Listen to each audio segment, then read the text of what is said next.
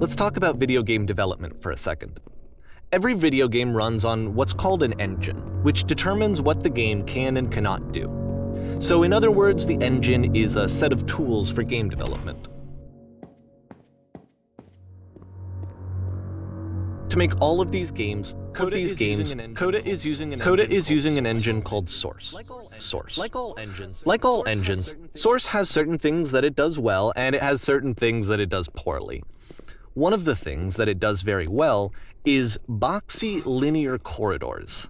That's why so many of Coda's games are set in these large, flat, empty rooms, is just because he's working with what the engine does well. The tools available to the creator shape what kinds of creative work they're going to end up making.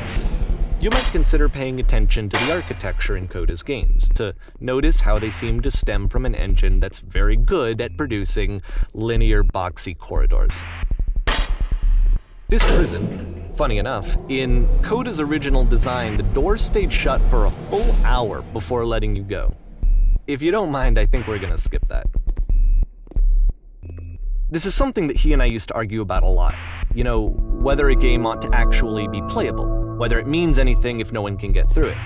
And I would always defend that, all this work goes into the game, why not make it playable and accessible?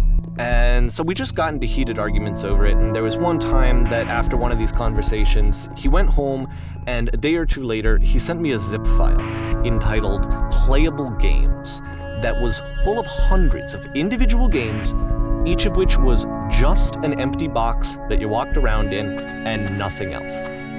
Believe me, I played every single one of those just to find out if there was like a gag hidden somewhere. There wasn't.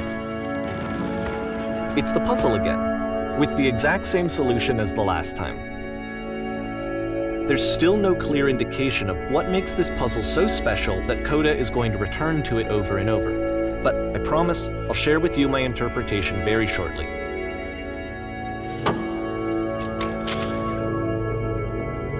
Here, Coda begins using a kind of dialogue system that he fashioned out of the engine's chat capabilities.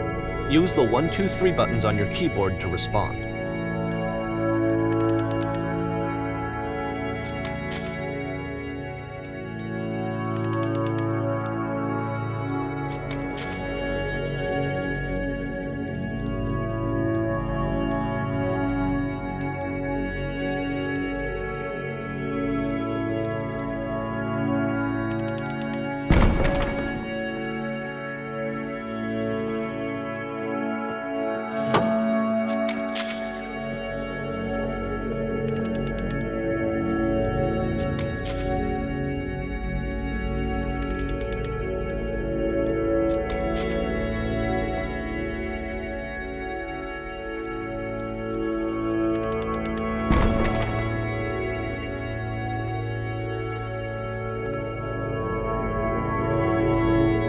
And so we make one last descent down to the final floor of the level.